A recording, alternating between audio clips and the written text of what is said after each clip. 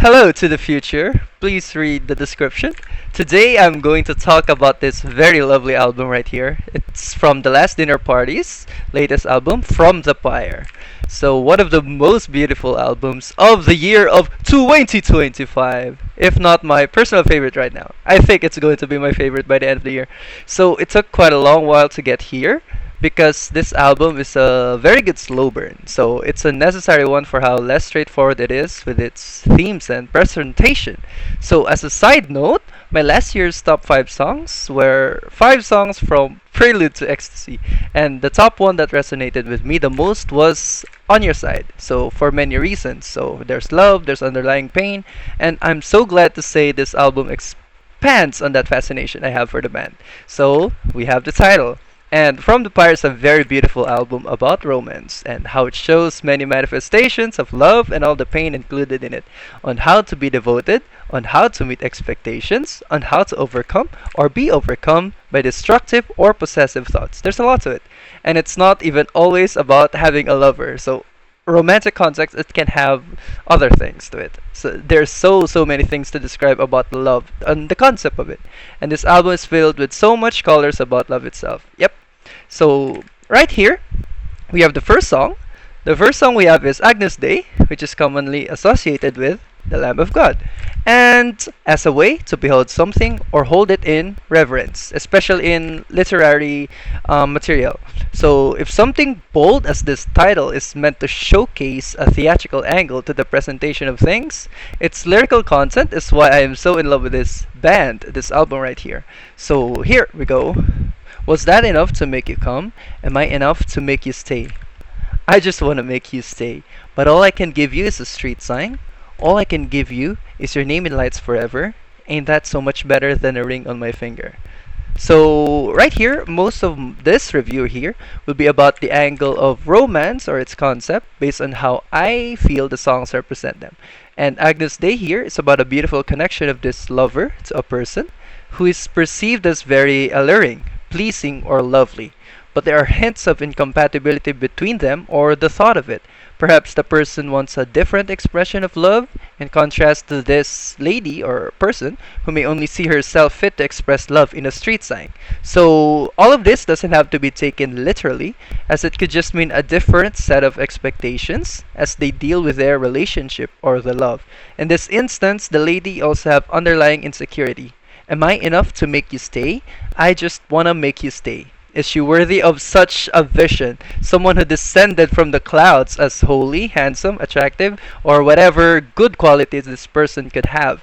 If her expression of love may be actually incompatible with what this person expects or deserves. So there's a lot to love in this song, and I love the visual here with this lady holding this lamb very lovingly in contrast to how it sounds like in the song where this person is very handsome, very glorious, and then we have this picture that is very different. This person is very loving about the lamb itself, so quite literal in this instance. But the symbolism here is very beautiful, and I love that this is how the album was started. So next we have Countaways. So Countaways introduces a different angle to the idea of a dysfunctional romance. So for me, at first, this song sounded really lovey-dovey. So the tone is catchy, the vocal performance is great, and builds up to a beautiful chorus, words of love, and the thoughts are being said. But it becomes a song about pain and angst, about the love, or how the love that was devoted to this person was not reciprocated properly. So let's say it was answered with misunderstanding or even abuse. Yep. So it's such a beautiful, striking chorus right here, and the bridge just makes a strong, compelling narrative for the song itself. So the build-up is really beautiful. And here we have the lyrics. I love the way that I can't escape the pain, how it hangs around my heart like the letters in your name. So it makes the song about an intense, devoted love that reached the point of a really unpleasant ending, where this lady is very affected or possibly traumatized by everything that was attached to that love or relationship. So from someone who loved a person every day to counting the days just to hope that things get easier, just thinking about this person. That pain is haunting and expressed very beautifully in the song. And I love how the song is vibrant in contrast to the horrifying reality of the lyrics. There's so much to love by the pain in the sound while the vocals are being vocalized, and then the lyrics are just there, the music is banging, and then the lyrical content is very, very unsettling in a sense. And the music video is nice. I like the aesthetics of the music video. Very dark, very suffocating, and then it's a lot to say about a simple concept, but it's very expressive when laid out this way. Okay, and then we have second best. So the second best, the lyrics, by the hand, by the hair, leave footprints on my back. It was already part of the intro, but um, the change of the tone by the bridge part makes this so satisfying to follow the journey of. It's like, for example, other genres like prog rock. So we have starting from a low point and then building up to more instrumentation, more everything. So this like simple lyric part of the song, but it built up with a different tone, different, let's say, force or impact with the vocals, right? So much of the songs in this album are really compelling on their own. It's stories that fit the narrative or the concept, stories that may not be sequential or connected at all, but they are also strong and emotional. Like here, in their love, in their rage, their desperation, and Second Best has a lot of intense desperation. So there's this line, you know I hate to lose, and maybe that's why I left you behind. So, and all the attached sarcasm, passive aggressiveness to the repetition of Second Best in the chorus. So ain't it nice, ain't it good, and the follow up of what do I do to be better for you. So it's like there's a hint of separation or falling apart, but there's still the hint of wanting to be together, wanting to be the best and not the second best. So there's a hint of pain or something wrong about feeling like I'm just the second best for this person, or maybe it's the peak security of insecurity rather of this person right here. So all the vocals supporting the build up of this insane bridge is so haunting and beautiful. Like it speaks a lot about the turmoil in this love, the boiling anger and frustrations in the relationship, and the desperation to remain connected in love. So especially the last part, take me back, I don't care anymore. And then it rolls back to the lyrics about by the hand, by the hair, leave footprints on my back. It's so simple, especially when I looked at the lyrics. It's just kind of repeating itself, but the repetition of the lyrics is done very effectively because of the tone of the instruments and how the composition itself of the song is really good. It's like a progression of something not minor but something mundane, and then it builds up to this beautiful expression of violence or maybe something else, right? So next, yeah, okay. Next we have the fourth song, and I love the picture of this one. Okay, so the fourth song is "This Is the Killer Speaking," and I think based from what I saw, it's the only song in this album with an actual explicit word used. So yep. So I have to admit this is the one. This is one of the songs here that took me a while to have an appreciation for. So, as fun and vibrant its chorus is, like with Second Best, it's not as deeply compelling on my initial listens. But the visuals included in the album and the venomous expression of the words here made me realize it's not really supposed to be a deep cut. It's supposed to be a fuck you song, in a way of hoping, I hope you suffer. So, you may be attractive, but I also want you dead. And I think the use of the explicit word here is a smart decision because it changes the tempo of the album by this point and reframes the angle of the romantic aspect of the album. So here, your coat still stained with me, wear it with my pride pinned to the lapel. For what? Maybe how the relationship turned for the worse, maybe they broke up, maybe they left at a bad note. It doesn't matter. She'll be this beautiful girl, but also bloody with malicious intent. So it's an expression of scorn, disgust, or even disappointment, like an avid true crime enthusiast. So this face right here, right on the screen here, it's very representative of that emotion, of that idea that I can do bad things to you and I will like it. So it becomes the true crime manifestation. It's instead. It sounds fun in its quirk while also being aggressive and being seductive as the girl. Because there are parts about the lyrics talking about her being this pretty woman, right? This side of the relationship that however it ended, I think the next song is like a good continuation of the idea. So yep, we have Rifle right here. So Rifle is one of the best melodic screaming in the album, and I love it. So it's a fitting continuation of the idea from the killer speaking, as I have said. So right here, is it about the pain being worth? Is it the right end to this debacle? So pierce and ruin me, but to what end? Does it feel good spilling blood? So if the initial parts of the album were subtle in their wrath or exasperation, this current song is very daring and is an actual challenge to whoever is being addressed. There's naught but death, palms and fingerprints are all stained red. So the adrenaline rush here in the song is presented very well, and it doesn't have to be lyrical even. It just has to be screams. It just has to be harmonious in its own right, like uh, and there's a hint of torment with how things ended. A tragic ending to a romantic affair, an angry one, yet still beautiful all the same with its haunting vocals. And every time I hear this song, it's like I visualize something like blood dripping from the ground, and then it marks the end of a relationship right here, and whatever is worth to either side of the relationship, we're not really supposed to know about it because it's just this idea that a relationship can end like this, right? So it can hold different, very different set of emotions, negative ones, but the presentation of it being red, being about blood, being about sacrifice and suffering, it's very well done here. And then yep, so next one we have the sixth song right here. The sixth song is Woman is a Tree. So Woman is a Tree, I like this one, this picture right here. So it basically speaks about the motherly instincts and disposition of the main character, relating it to the majestic imagery of a Mother Earth, encompassing all around. So a part of the grand scheme of most things around, and also a protector. So we have Livid Hero, I am here. Deluxe Understanding, I'll shelter your soul. Sister of mine, you will never grow cold. Man, a clinging vine on the branch. The voices of children are heard on the hill. My heart is at rest now, and everything's still. So right here, it's really imposing, important, and confident in purpose and its build-up.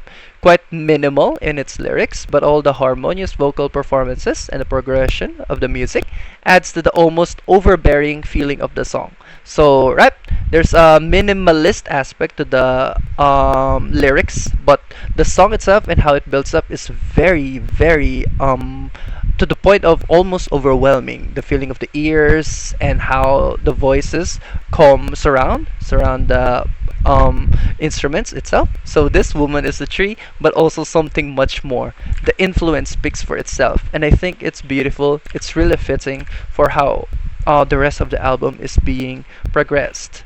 So right here, yep, I Hold Your Anger. I Hold Your Anger is next. So I Hold Your Anger is an extension of the concept of the motherly instincts in the previous song, this time leaning more into the deep-seated expectations of being a woman and playing the social role. It starts off uncertain, hesitant about embracing the role, and with many jabs at the self for what she could have done more or what she could offer better.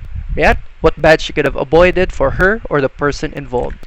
So nobody asked me to, but this is what I'm meant to do, because I'm woman and I'm mother. I'm a ship inside a bottle till the levee breaks. I don't want to break.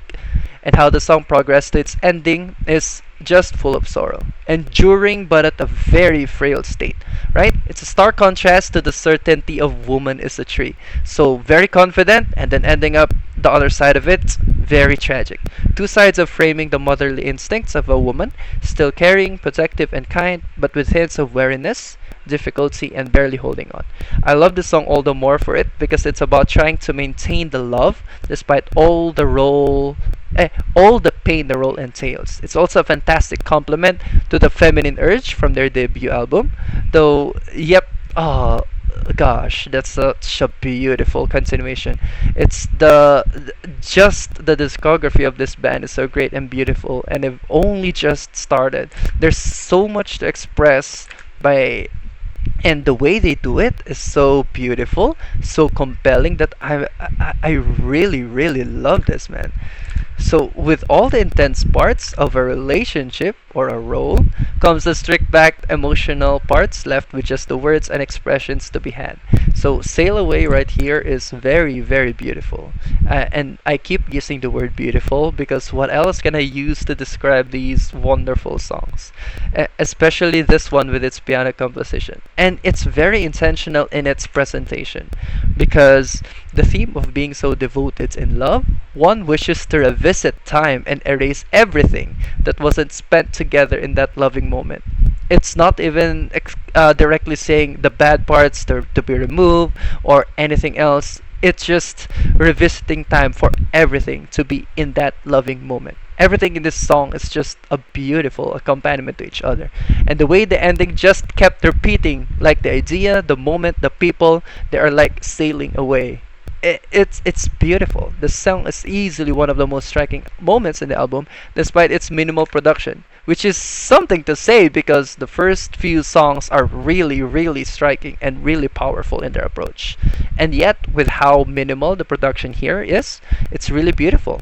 So, Blue Eyes. Oh, and of course, the voice. The voice that I will never be able to imitate. So, blue eyes, stained glass, you want the world, I'd give it to you. Take you with me everywhere, I'll take you with me anywhere.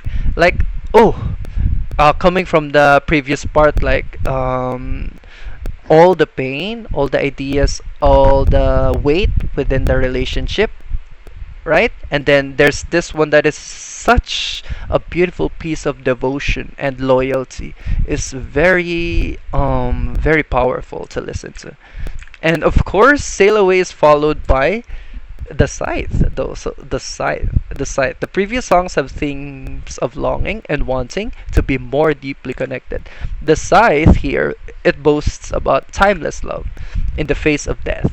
Don't cry, we're bound together. Each life runs its course. I'll see you in the next one. Whatever the pain, whatever the outcome, whatever the current time, the love will remain true and flow across time. And this album just flows so well across its many themes. This part is such a great play for an epilogue. The Scythe, really, by the end of the album. And don't cry, lie here forever. Let life run its course. I'll be here in the next one. A beautiful, slight modification of the chorus right here. So it's depressing, it starts off soft, but it also becomes really hopeful, and the lasting impact of the love and the expression of care, kindness, and being together. It's a very strong imagery against the common depiction of death. And we came from the song Sail Away, so it's like from the romantic depiction of such deep devotion followed by the Scythe. So it's about, again, about making the concept of the love itself attached to time itself in a very grand scheme of things, like no matter what happens, I will still love you, I will still be there for you, stuff like that. And yep, so right here we meet by the finale, Inferno. So Inferno right here. So right now I can actually say I prefer From the Pyre from their debut album. So I loved it so much that I got to make a review for it. But the one thing that holds me back actually is Inferno. Not because the song is bad by any means, but because Mirror for me is a much stronger finale. But with all of these songs being remarkable and relatable to the concept of both love and femininity, I'm just so happy that I exist in a time where I can appreciate the music of this band. So Cover This is prettiest and is in a nicest dress. I keep trying, Lord, I'm trying, but I've never known myself. I'm nothing but a shell, nothing but dust in an inferno. And yeah, that's a lot of songs, and this album is such a ride to listen to. So there's a lot of distinct visuals all around here, and the confidence of delivering the insecurity within the lyrics with the booming music and the lows of the mood. I want to give so much high praise to this album, but this is just a part of what I could be saying to say just how much I love it. So words will evade me, so I can't always express the right amount of love I have for this.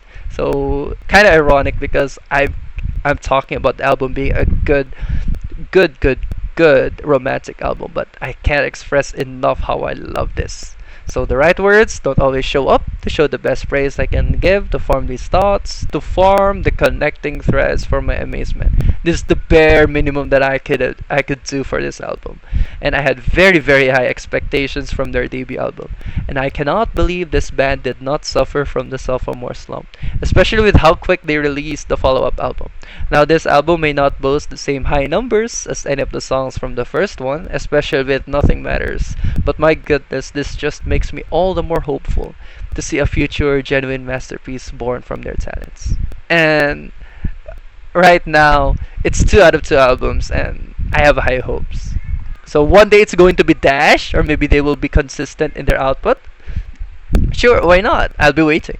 So the last dinner party, more like the party will keep going on at this point with how beautiful their songs are. And I desperately crave for more. And how I wish I know more people who know more about them in my local sphere, just for me to see them live. That will not happen in my lifetime, but I can hope. And I will sure as hell keep looking forward to their music. So I love it so much. And actually, the last part is supposed to be in this part. So I kept raving and raving on. I already forgot to switch the pictures. But for the rest of it, yep, I was really happy just to listen to this and then finally have the thoughts click for this album. And oh shit, oh shit, it's beautiful. And I can't believe they or they are releasing another favorite album of the year for me. So we have Prelude to Ecstasy, and now we have From the Pyre. Oh my god. These girls keep doing what they do best, please. And I would just be listening to their music and enjoy them. I love it. And also the covers. The covers they do are also fun. The acoustic versions. Ooh, I need more. Thank you for listening. Bye.